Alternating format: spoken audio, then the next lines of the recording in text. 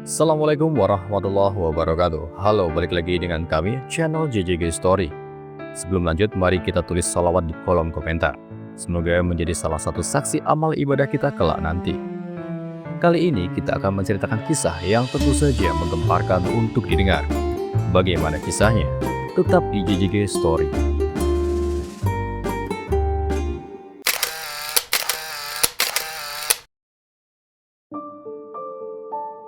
Kemunculan ular besar di pondok pesantren di depan rumah Pak Kiai dibuat kaget saat dengar penjelasan sang ular.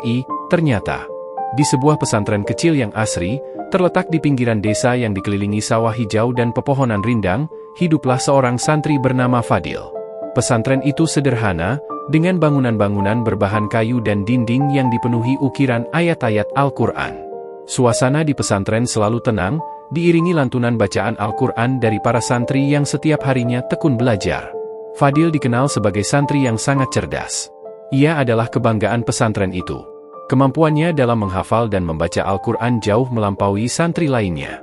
Dalam waktu singkat, ia berhasil menyelesaikan hafalan beberapa juz yang sering menjadi tantangan bagi teman-temannya. Tidak hanya itu, pemahamannya terhadap kitab-kitab kuning juga luar biasa. Fadil mampu menjawab pertanyaan-pertanyaan sulit dari gurunya, bahkan memberikan pandangan yang dianggap sangat dewasa untuk anak seusianya.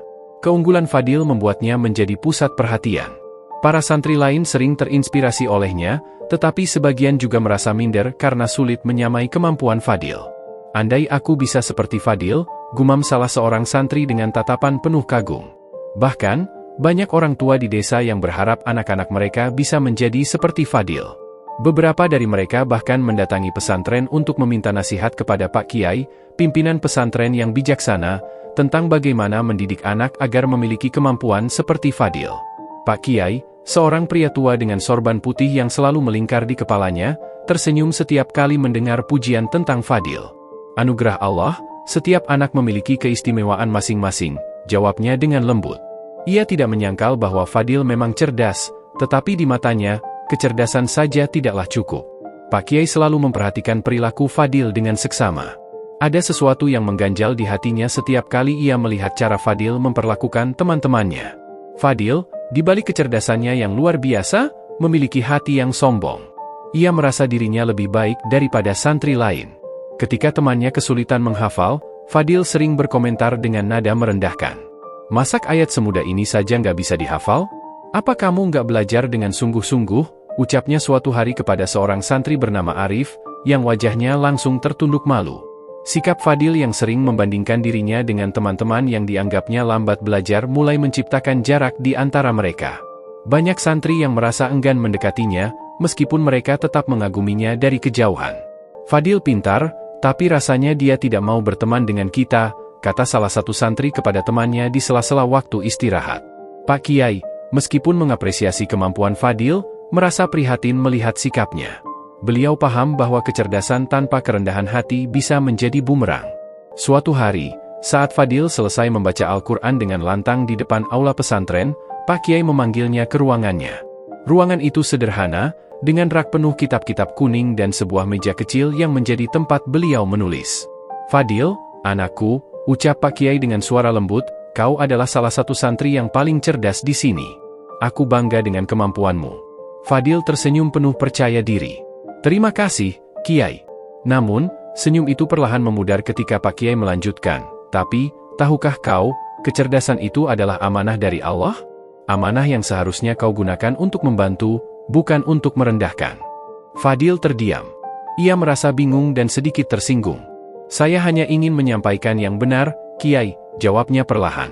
"Kalau mereka salah, bukankah tugas saya untuk mengingatkan?" Pak Kiai tersenyum tipis. "Betul, anakku.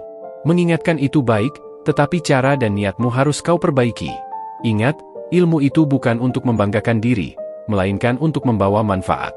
Kesombongan, sekecil apapun, bisa menutup pintu-pintu keberkahan."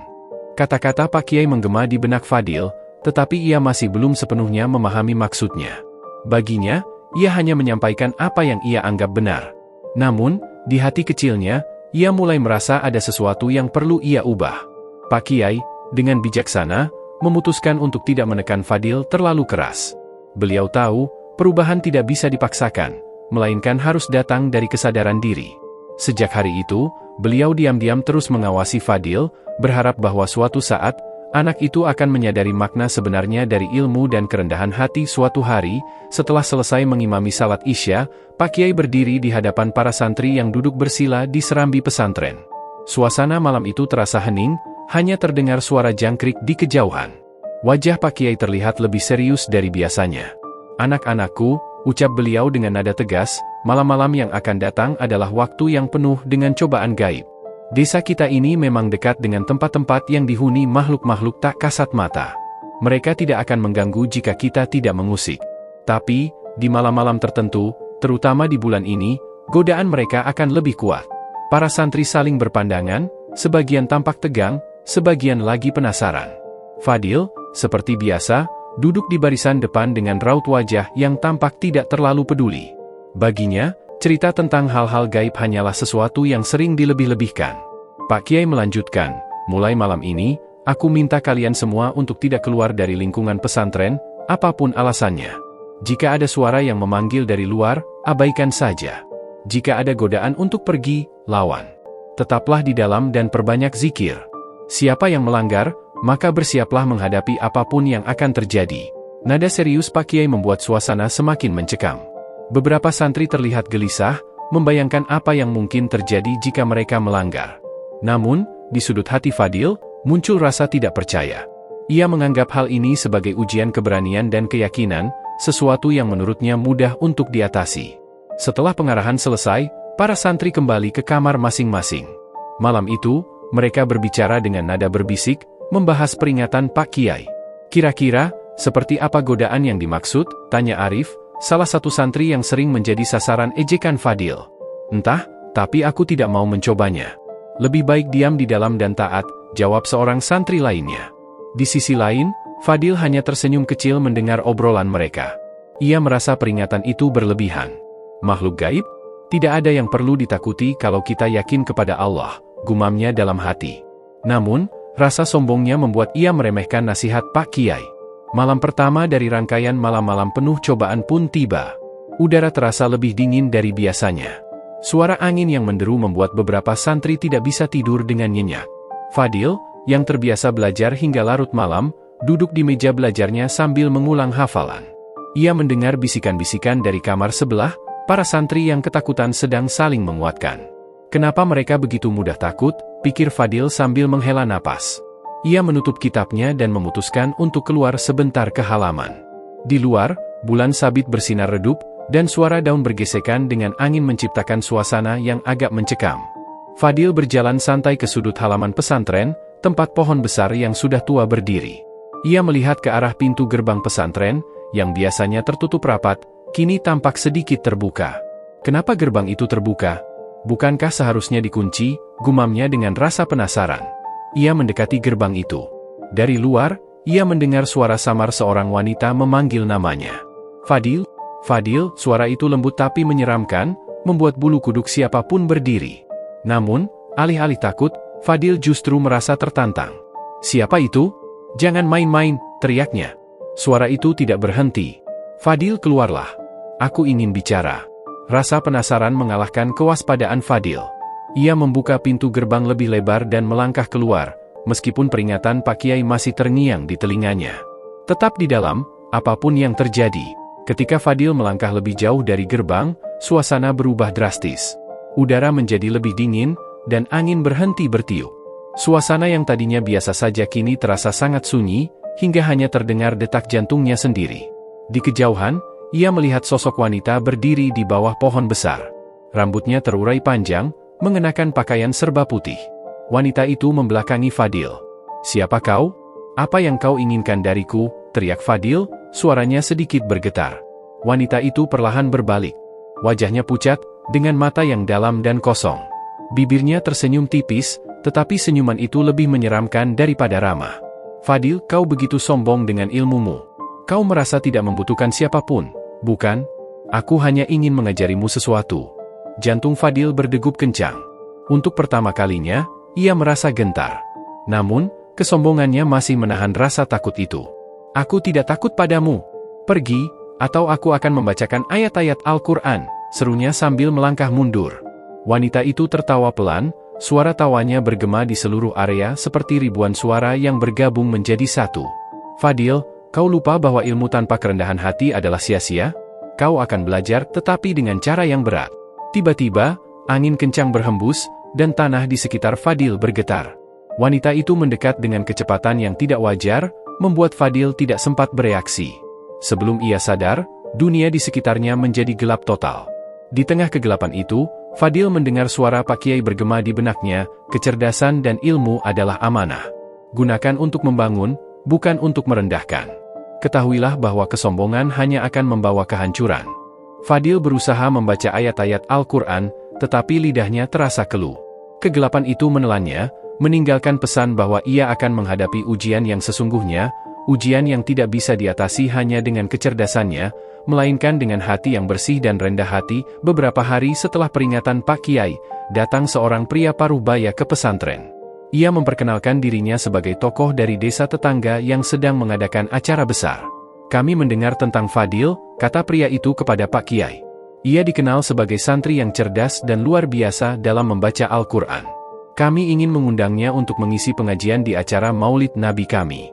Pak Kiai tampak ragu. Ia mengingatkan kembali pesanannya untuk tidak keluar dari pesantren pada malam-malam ini. Namun, Fadil yang mendengar pembicaraan itu tidak bisa menyembunyikan rasa bangganya. Wajahnya bersinar, seolah-olah kesempatan ini adalah panggilan untuk menunjukkan betapa hebatnya dirinya. Apa acaranya di malam hari? Tanya Pak Kiai dengan nada serius. Pria itu mengangguk. Benar, Kiai. Setelah Isya. Tapi kami akan memastikan Fadil dijemput dengan selamat dan diantar kembali ke pesantren setelah acara selesai. Pak Kiai berpikir sejenak sebelum berkata, maaf, tapi saya rasa ini bukan waktu yang tepat untuk santri saya keluar dari pesantren, apalagi di malam hari. Fadil yang sedari tadi diam akhirnya angkat bicara. Pak Kiai, izinkan saya pergi. Ini kesempatan besar, bukan hanya untuk saya, tapi juga untuk mengharumkan nama pesantren kita. Saya yakin bisa menjaga diri. Pak Kiai menatap Fadil dengan sorot mata penuh kekhawatiran. Fadil, kau tahu apa yang sudah saya katakan. Malam-malam ini penuh dengan cobaan. Apakah kau benar-benar yakin ingin mengabaikan nasihatku? Fadil mengangguk tegas. Saya yakin, Kiai. Saya tidak takut. Bukankah dengan keimanan dan ilmu, kita bisa menghadapi apapun? Pak Kiai menghela napas panjang. Ia tahu Fadil keras kepala dan sulit diubah jika sudah memutuskan sesuatu.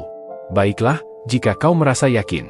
Tapi ingat, Fadil, apapun yang terjadi adalah tanggung jawabmu sendiri.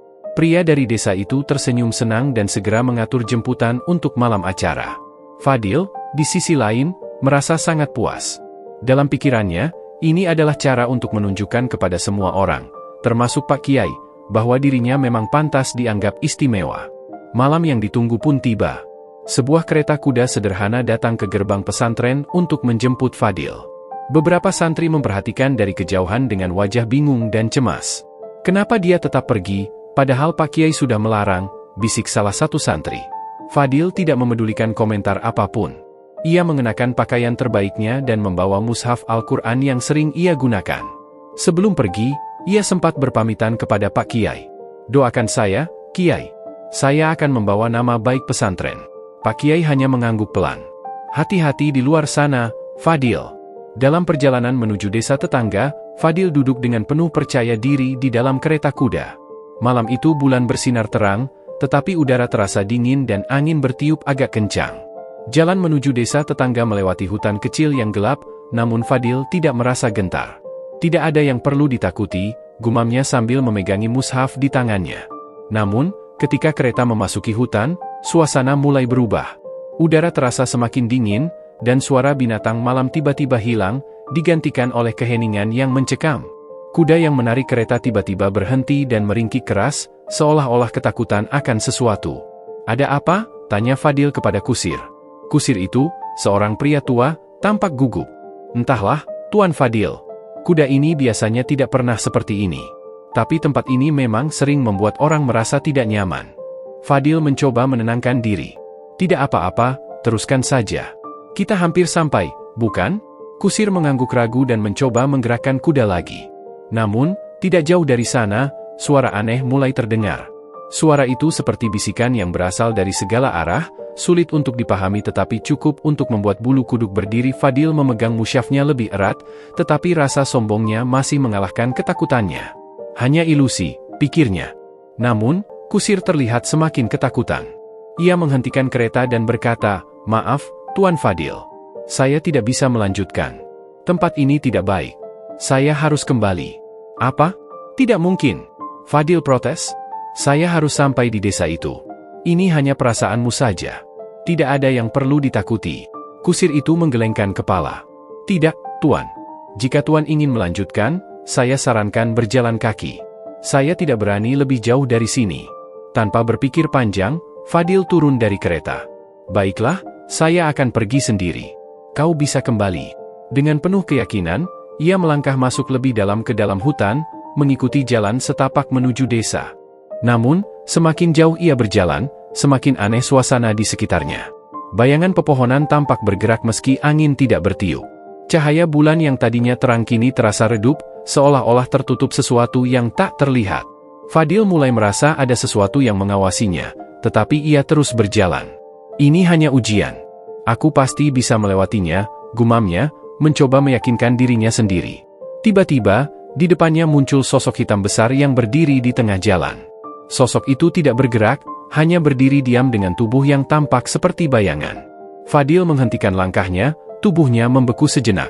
Ia mencoba membaca ayat suci, tetapi suara yang keluar dari mulutnya terdengar lemah dan gemetar. Sosok itu perlahan mendekat, dan Fadil merasakan hawa dingin yang menusuk hingga ke tulang. Siapa kau?" tanyanya dengan suara bergetar. Sosok itu tidak menjawab. Sebaliknya, ia hanya tertawa kecil, suara tawanya bergema di seluruh hutan, membuat suasana semakin mencekam. Fadil mencoba melangkah mundur, tetapi kakinya terasa berat, seolah-olah tertanam di tanah. Di tengah ketakutannya, Fadil teringat kata-kata Pak Kiai, "Kau yakin bisa menjaga diri? Apapun yang terjadi, itu adalah tanggung jawabmu sendiri." Kini, Fadil menyadari bahwa kesombongannya telah membawa dia ke dalam situasi yang tak pernah ia bayangkan sebelumnya. Ketika Fadil bersiap untuk pergi ke desa tetangga, beberapa santri yang lebih tua mendekatinya di asrama. Wajah mereka penuh kekhawatiran. Salah satu dari mereka, Hamzah, yang dikenal sebagai santri paling sabar, mencoba bicara dengan hati-hati. "Fadil," kata Hamzah pelan, "kau tahu apa yang dikatakan Pak Kiai? Malam-malam ini tidak biasa. Apapun tawaran yang kau dapatkan, mungkin lebih baik kau tunggu hingga situasi tenang." Fadil hanya tertawa kecil sambil merapikan jubah putihnya. "Hamzah, kau terlalu penakut. Apa yang bisa terjadi? Aku sudah mempelajari banyak kitab. Aku tahu cara melindungi diriku dengan doa dan amalan. Jangan khawatirkan aku." Santri lain, Raffi, yang sedikit lebih tegas, mencoba menyadarkannya. "Fadil, ini bukan soal siapa yang lebih pintar atau lebih berani. Ini soal menaati perintah Pak Kiai. Beliau sudah memperingatkan kita semua. Kau sungguh mau mengambil risiko ini hanya untuk uang dan pujian?" Fadil menoleh tajam. "Risiko? Apa yang kalian tahu tentang risiko? Aku tidak seperti kalian yang hanya bisa duduk di sini tanpa tujuan. Aku punya kesempatan besar untuk menunjukkan bahwa aku adalah santri terbaik di pesantren ini. Kalian hanya iri karena tidak ada yang mengundang kalian." Hamzah menarik napas panjang, menahan diri untuk tidak tersinggung. "Kami tidak iri, Fadil. Kami hanya khawatir. Ingat, kesombongan itu bisa menjadi jalan kehancuran." Fadil mendengus, menertawakan ucapan itu. "Kesombongan? Aku hanya percaya diri. Itu berbeda. Sudahlah, jangan buang waktuku. Aku harus bersiap-siap." Para santri lainnya saling bertukar pandang, merasa percuma berdebat lebih jauh. Hamzah mencoba berkata untuk terakhir kalinya, "Fadil, jika kau tetap pergi, kami hanya bisa mendoakanmu. Tapi ingat, sombong itu seperti api kecil. Jika tidak hati-hati, ia bisa membakar semuanya." Fadil tidak menghiraukan ucapan itu. Dengan langkah penuh keyakinan, ia berjalan menuju pintu gerbang pesantren, di mana kereta kuda yang dijanjikan telah menunggu. Beberapa santri melihatnya dari kejauhan, wajah mereka penuh rasa cemas. Dalam hati mereka, ada doa yang terucap untuk keselamatan Fadil, meski mereka tahu ia tidak mendengarkan siapapun selain dirinya sendiri. Perjalanan Fadil menuju desa tetangga dimulai dengan percaya diri. Ia merasa bahwa keputusannya adalah bukti keberaniannya, bukti bahwa ia adalah santri yang berbeda dari yang lain. Namun, sedikit demi sedikit, tanda-tanda bahwa sesuatu yang tidak biasa sedang terjadi mulai muncul. Saat kereta kuda melewati hutan kecil, Angin tiba-tiba bertiup kencang, membuat dedaunan berdesir seperti bisikan-bisikan misterius. Suara burung malam yang biasanya ramai mendadak menghilang. Fadil merasakan bulu kuduknya sedikit berdiri, tetapi ia segera mengabaikannya. Hanya perasaan saja, pikirnya sambil menggenggam mushaf di tangannya. Namun, tidak lama setelah itu, suara langkah kaki terdengar dari dalam hutan, seperti ada seseorang yang mengikuti kereta.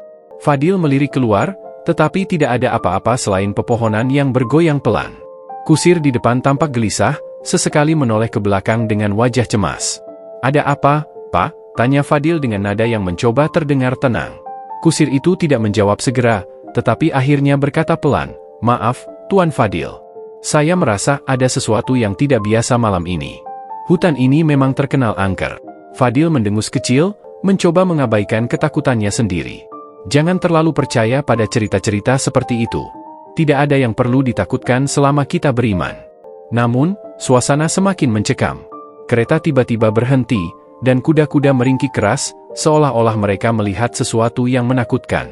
Kusir berusaha menenangkan mereka, tetapi kuda-kuda itu tidak mau bergerak. "Tuan Fadil," kata kusir itu dengan suara gemetar, "saya rasa kita harus kembali. Saya tidak berani melanjutkan perjalanan." "Kembali? Tidak mungkin," jawab Fadil dengan nada tinggi. "Aku sudah setuju untuk mengisi acara ini, dan aku tidak akan mundur hanya karena ketakutan tidak beralasan." Kusir itu menatap Fadil dengan wajah penuh ketakutan, tetapi akhirnya mengangguk pasrah. "Baiklah, Tuan. Tapi kalau terjadi sesuatu, saya tidak bisa bertanggung jawab." Kereta akhirnya bergerak kembali, tetapi Fadil mulai merasakan ketidaknyamanan yang semakin besar. Angin yang bertiup kini membawa suara aneh, suara tawa kecil yang samar namun menyeramkan. Ketika ia menoleh, ia melihat bayangan hitam melintas cepat di antara pepohonan, tetapi setiap kali ia mencoba memperhatikannya lebih saksama, bayangan itu menghilang. Setelah berceramah, Fadil duduk di rumah salah seorang tokoh desa yang mengundangnya. Para warga memujinya tanpa henti, menyebutnya sebagai santri muda yang luar biasa dan calon ulama besar. Senyum Fadil mengembang lebar, namun di balik semua pujian itu, hatinya terasa berat. Kegelisahan yang ia rasakan selama perjalanan kembali muncul, meskipun ia terus mengabaikannya. Malam semakin larut, dan suara gemuruh petir terdengar di kejauhan. Angin dingin berhembus masuk ke dalam rumah melalui celah-celah jendela, membuat suasana semakin mencekam. Pemilik rumah, Pak Harun, mempersilakan Fadil untuk beristirahat di kamar tamu. "Terima kasih, Pak Harun. Semoga ceramah saya tadi membawa keberkahan," ucap Fadil dengan nada percaya diri. Pak Harun tersenyum.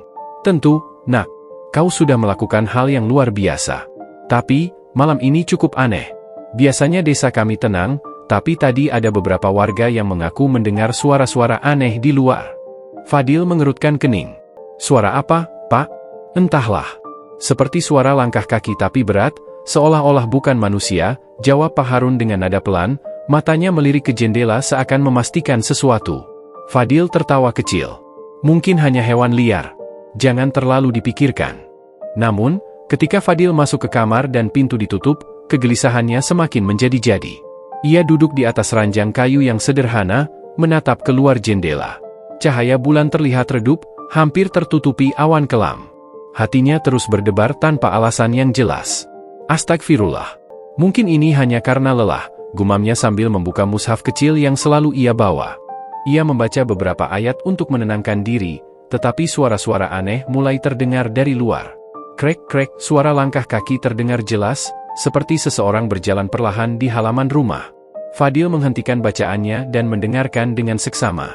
Langkah itu semakin mendekat. Ia mencoba menenangkan diri, berpikir bahwa itu hanya warga desa yang sedang lewat. Tetapi tiba-tiba, suara itu berhenti tepat di depan jendela kamarnya. Fadil menoleh dengan cepat, tetapi tidak ada apa-apa di luar. Hanya bayangan pohon yang bergoyang diterpa angin. Ia menghela napas lega, tetapi saat itu juga, ketukan keras terdengar di jendela. "Tok, tok, tok. Siapa di sana?" tanya Fadil dengan suara yang bergetar. Tidak ada jawaban. Ia berdiri, mencoba memberanikan diri untuk mendekati jendela. Dengan tangan gemetar, ia membuka tirai, tetapi tidak ada siapapun di luar. Hanya gelap dan dingin yang menyambutnya. Namun, saat ia hendak menutup tirai kembali, ia melihat sesuatu di sudut matanya, sesosok bayangan hitam tinggi yang berdiri di bawah pohon, dia mematung. Fadil terpaku. Matanya menatap bayangan itu dengan cemas. "Siapa itu?" teriaknya, tetapi bayangan itu tidak bergerak. Ketika ia mencoba melihat lebih jelas, bayangan itu perlahan-lahan memudar ke dalam kegelapan. Keesokan paginya, Fadil berpura-pura tidak terjadi apa-apa. Ia menyapa Pak Harun dan warga desa dengan senyuman, meskipun wajahnya terlihat pucat. Saat sarapan, beberapa warga mulai berbicara tentang kejadian aneh tadi malam. "Ada yang mengetuk pintu rumah saya, tetapi saat saya buka, tidak ada siapa-siapa," kata seorang pria tua. "Iya, saya juga mendengar suara langkah kaki di atap rumah," tambah yang lain. Pak Harun menoleh pada Fadil. "Kau tidak apa-apa, nak? Kau terlihat lelah." Fadil memaksakan senyum. "Tidak apa-apa, Pak. Mungkin saya hanya kurang tidur." Namun, di dalam hatinya, ia tahu bahwa ada sesuatu yang salah. Perasaan gelisahnya terus menghantui, tetapi ia menolak mengakui bahwa mungkin ini ada hubungannya dengan larangan Pak Kiai. Fadil memutuskan untuk segera kembali ke pesantren setelah menyelesaikan acara pengajian pagi. Saat perjalanan pulang, suasana menjadi semakin mencekam. Matahari yang biasanya cerah tertutup oleh awan gelap. Angin bertiup kencang, membuat daun-daun berguguran di sepanjang jalan. Kusir kereta tampak gelisah, seringkali menoleh ke belakang seolah-olah merasa diikuti. "Tuan Fadil," kata kusir dengan nada ketakutan, "saya merasa kita sedang diawasi. Seperti ada sesuatu yang mengikuti kita sejak tadi." Fadil mencoba mengabaikan kekhawatiran itu, tetapi ia juga merasakan hal yang sama. Ia melirik keluar kereta, tetapi tidak melihat apa-apa. Namun, tiba-tiba, kuda-kuda kereta berhenti dan meringkik keras. Mereka tampak ketakutan, bahkan mencoba kabur. Kusir berusaha menenangkan mereka, tetapi gagal. Fadil turun dari kereta dengan hati-hati. "Apa yang terjadi?" Kusir hanya menunjuk ke depan, wajahnya penuh ketakutan. "Lihat, Tuan." Fadil mengikuti arah yang ditunjuk dan melihat sosok bayangan hitam yang sama seperti malam sebelumnya. Sosok itu berdiri di tengah jalan, diam tak bergerak. Namun, kali ini, mata sosok itu bersinar merah menyala, menatap langsung ke arahnya. Fadil merasa tubuhnya membeku, kakinya sulit digerakkan. "Astagfirullah, apa ini?" gumamnya dengan suara bergetar. Sosok itu perlahan mendekat, langkah-langkahnya berat tetapi terdengar jelas di antara gemuruh angin. Fadil mundur beberapa langkah, mencoba membaca ayat-ayat Al-Quran, tetapi lidahnya terasa kaku. Suaranya tersendat, tidak mampu menyelesaikan bacaannya. Dalam kepanikan, Fadil akhirnya berlari, meninggalkan kereta dan kusirnya. Ia tidak peduli kemana arah kakinya membawa, yang penting ia menjauh dari sosok itu. Dalam perjalanan pulang melewati jalan setapak yang gelap, Fadil mulai merasa ada sesuatu yang aneh.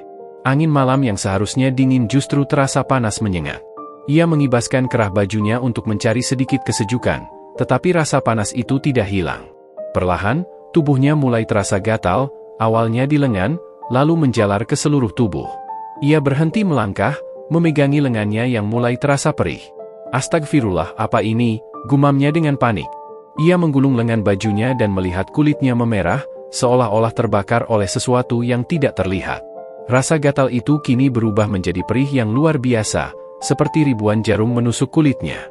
Fadil berusaha mengabaikan rasa sakit itu dan terus melangkah, tetapi rasa panas di tubuhnya semakin menjadi. Napasnya mulai berat, kakinya melemah, dan pandangannya terasa kabur. Ia meraih sebatang pohon untuk menopang tubuhnya, tetapi tangan yang menyentuh kulit kayu terasa seolah menyentuh bara api. "Ini pasti hanya cobaan biasa," pikirnya sambil mencoba menenangkan dirinya. Ia mulai melafalkan doa, tetapi lidahnya terasa berat. Kata-kata yang biasanya begitu mudah mengalir kini seakan terhenti di tenggorokannya. Tubuhnya semakin lemah, dan ia terjatuh ke tanah. Dalam kepanikan, Fadil memandang ke sekeliling. Jalan setapak yang biasanya terang benderang oleh cahaya bulan kini terasa lebih gelap dan mencekam. Angin berhembus, tetapi bukannya memberikan kesejukan, angin itu membawa bisikan-bisikan aneh yang menggema di telinganya. Bisikan itu terdengar seperti suara orang-orang, tetapi kata-kata mereka tidak jelas. Kegelapan di sekelilingnya semakin pekat, seakan-akan menelan cahaya yang tersisa. Di tengah rasa sakit yang tak tertahankan, Fadil mulai merasa ada sesuatu yang mengawasinya. Bayangan-bayangan hitam mulai bermunculan di antara pepohonan, bergerak dengan cepat namun tidak pernah benar-benar terlihat jelas. "Apa ini?" Fadil berteriak, suaranya menggema di tengah kesunyian malam. Namun, tidak ada jawaban. Yang ada hanyalah bisikan-bisikan yang semakin keras, seolah mengejek dan memperingatkannya secara bersamaan. Kepalanya terasa berat, dan tubuhnya kaku seakan terbelenggu oleh sesuatu yang tak terlihat. Rasa panas itu kini terasa seperti api yang menyala di bawah kulitnya. Ia mencoba bangkit, tetapi kakinya tidak mampu menopang tubuhnya lagi. Ia terduduk di tanah, menggigil meskipun tubuhnya terasa seperti terbakar. "Ya Allah, apa yang terjadi padaku?" bisiknya penuh ketakutan. Namun, tak ada yang menjawab. Hanya suara angin dan bisikan misterius yang terus mengelilinginya. Fadil berusaha menahan rasa sakit yang semakin tak tertahankan. Tubuhnya terasa seperti terbakar dari dalam, sementara kulitnya gatal dan perih hingga ia tak mampu lagi menahan jeritan. Ia mencoba bangkit, tetapi kakinya seolah kehilangan kekuatan. Akhirnya, ia terjatuh di tengah jalan setapak yang gelap dan sunyi. "Apa yang terjadi pada diriku?" Fadil berbisik dengan suara serak, tetapi tubuhnya tidak memberikan jawaban selain rasa sakit yang terus mendera. Ia merasakan kulitnya mulai berubah, mengencang, mengelupas, lalu berganti menjadi sesuatu yang keras dan bersisik. Ia memandangi tangannya dengan ngeri saat kulit yang sebelumnya halus kini menjadi kasar dan berkilau seperti sisik ular. "Tidak, ini tidak mungkin," jeritnya, tetapi tubuhnya tidak mendengarkan. Tangan dan kakinya mulai mengecil, menyatu dengan tubuhnya, sementara seluruh badannya memanjang dan bergerak sendiri di atas tanah. Fadil merasa seperti kehilangan kendali atas tubuhnya. Ia ingin berdiri, ingin lari, tetapi tubuhnya terus berubah, memaksanya merasakan setiap detail yang mengerikan. Rasa sakit mencapai puncaknya saat wajahnya mulai berubah. Rahangnya memanjang, giginya terasa tajam menusuk lidahnya sendiri, dan lidahnya pun terbelah menjadi dua. Penglihatannya berubah menjadi kabur, tetapi kini ia bisa merasakan setiap getaran di tanah. Dalam kengerian, ia menyadari bahwa tubuh manusianya telah sepenuhnya hilang, digantikan oleh tubuh seekor ular besar yang bersisik mengilap. Fadil tidak bisa lagi berbicara. Ia hanya bisa mengeluarkan desisan panjang yang menggetarkan udara di sekitarnya. Pikiran dan kesadarannya masih seperti manusia, tetapi tubuhnya kini adalah seekor ular. Ia merasakan kekuatan baru yang aneh mengalir di dalam dirinya, tetapi juga rasa takut yang begitu besar. Ia mencoba bergerak, tetapi gerakannya terasa asing dan menjijikkan baginya sendiri. Tubuhnya yang panjang meluncur di atas tanah, meninggalkan jejak yang berkilauan di bawah cahaya bulan. Fadil ingin menangis, tetapi tubuhnya yang baru tidak memungkinkan itu. Yang tersisa hanyalah desisan yang memantul di antara pepohonan yang gelap. Dalam hati, ia mulai menyadari bahwa semua ini adalah akibat dari kesombongannya.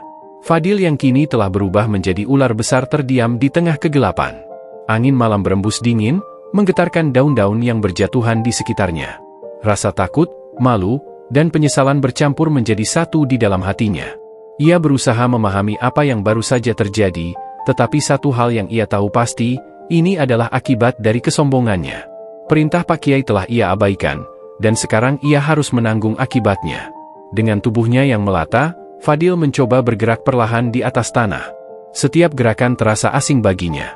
Ia merindukan tubuh manusianya, tangannya yang dulu kuat untuk membuka kitab suci, dan suaranya yang lantang saat memimpin pengajian. Namun, kini semuanya hilang. Desisan panjang yang keluar dari mulutnya membuatnya semakin sadar bahwa ia bukan lagi seorang manusia. Fadil merenungkan semua kesalahan yang telah ia lakukan. Ia ingat betapa sombongnya ia saat memandang rendah teman-temannya, bagaimana ia mengabaikan nasihat santri lain yang mencoba memperingatkannya, dan yang paling utama, betapa ia telah melawan perintah Pak Kiai yang bijaksana. Air mata tak bisa ia tumpahkan dalam wujudnya yang sekarang, tetapi hatinya menangis penuh penyesalan. "Aku harus kembali," pikir Fadil dalam hati. Meski tubuhnya kini telah menjadi ular, ia merasa bahwa hanya Pak Kiai yang bisa membantunya. Ia yakin, meski telah melakukan kesalahan besar, Pak Kiai tidak akan meninggalkannya begitu saja. Dengan sisa-sisa keberanian dan tekad, Fadil memutuskan untuk kembali ke pesantren. Ia tahu bahwa perjalanan itu tidak akan mudah. Jalan setapak yang gelap semakin terasa menakutkan, dengan suara-suara misterius dari dalam hutan seolah mengejek keadaannya. Namun, ia tidak peduli. Ia hanya ingin meminta maaf kepada Pak Kiai dan berharap keajaiban bisa mengembalikan kehidupannya yang normal. Setiap desisan tubuhnya di atas tanah menjadi langkah menuju pesantren. Ia bergerak perlahan, sambil berdoa di dalam hati, memohon ampunan dari Allah atas semua kesombongannya. Pak Kiai memandang ular besar yang kini duduk dengan tubuh terkulai di hadapannya. Ular itu menatapnya dengan mata yang penuh penyesalan, dan meskipun dalam wujud yang berbeda, Pak Kiai bisa merasakan bahwa itu adalah Fadil, santri yang dulu begitu sombong dan penuh dengan kebanggaan. Santri-santri yang sebelumnya berteriak ketakutan mulai melihat dengan cemas dari kejauhan, berbisik di antara satu sama lain, mencoba memahami apa yang terjadi. Beberapa di antaranya bahkan bersembunyi di balik dinding atau pintu rumah, takut akan hal yang tidak mereka mengerti. Namun, Pak Kiai tetap tenang. Ia melangkah dengan hati yang lapang menuju ular tersebut. Tanpa rasa takut, ia duduk di dekat ular yang kini berbicara dengan suara yang begitu familiar, suara Fadil yang dahulu sering dipenuhi dengan ketegasan dan kebanggaan. Pak Kiai, suara Fadil, meski keluar dari mulut ular, tetap terdengar penuh penyesalan dan ketulusan. Aku telah salah. Aku meninggalkan pesantren tanpa izin dan mengabaikan peringatanmu. Aku terlalu sombong dan merasa bahwa aku lebih pintar daripada orang lain. Kini, aku telah mendapat akibatnya. Aku telah berubah menjadi ular. Aku memohon ampun, Pak Kiai. Pak Kiai mengamati Fadil dengan penuh pengertian. Meskipun fisik Fadil kini berubah, hati dan jiwanya tetap sama, dan Pak Kiai tahu bahwa perubahan itu bukanlah sebuah kebetulan, tetapi sebuah pelajaran besar. Ia menyadari bahwa ini adalah ujian yang diberikan untuk mengajarkan Fadil sebuah pelajaran yang lebih dalam, pelajaran tentang kesombongan dan kerendahan hati. Dengan suara yang lembut namun penuh kebijaksanaan, Pak Kiai berkata, "Fadil, kau telah melanggar perintah dan pergi melawan apa yang telah aku ingatkan. Namun, kesalahan itu bukan akhir dari segalanya. Hanya orang yang tidak mau belajar dari kesalahanlah yang akan tetap tenggelam dalam kebodohan. Kau sekarang telah sadar, dan itu adalah langkah pertama untuk kembali." Fadil, dalam bentuk ular besar, merasakan ketenangan dalam suara Pak Kiai. Ia menundukkan kepalanya, berusaha menunjukkan rasa hormat, meskipun tubuhnya tak lagi berbentuk manusia.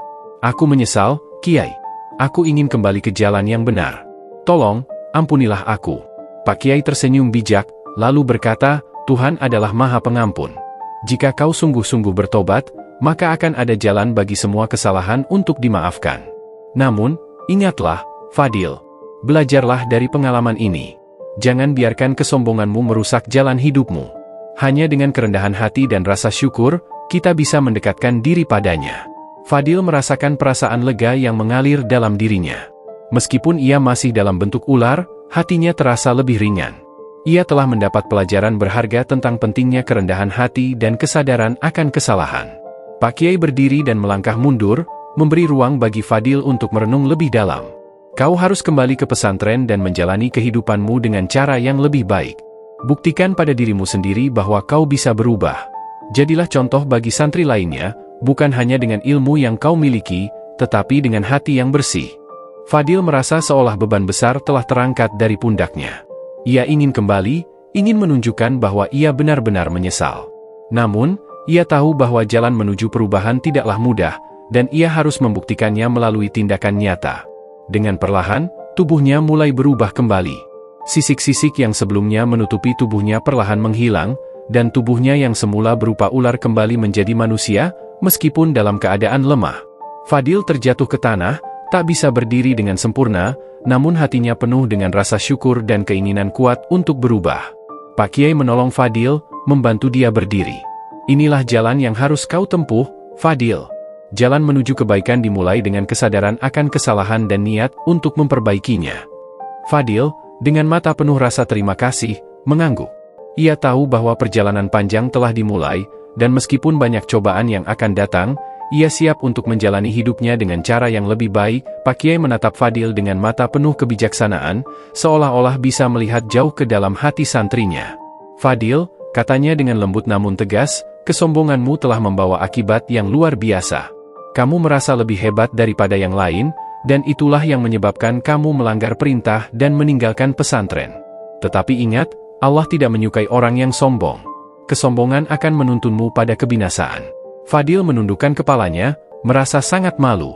Ia tak dapat lagi menyangkal bahwa perbuatannya telah menghancurkan hidupnya. Ia melihat kembali perjalanan hidupnya yang dipenuhi dengan kebanggaan dan penghinaan terhadap teman-teman sepesantren. Kini, tubuhnya yang lemah, setelah berubah menjadi ular, dan ketidakmampuannya untuk mengembalikan keadaan, membuatnya sangat menyesal. "Pak Kiai," Fadil berkata dengan suara bergetar, "saya sudah sangat menyesal. Saya tak tahu bagaimana saya bisa jatuh sejauh ini. Saya merasa begitu hina dan tak pantas berada di sini lagi. Apa yang harus saya lakukan untuk memperbaikinya? Pak Kiai mengangguk perlahan, merasakan kedalaman penyesalan yang dirasakan Fadil.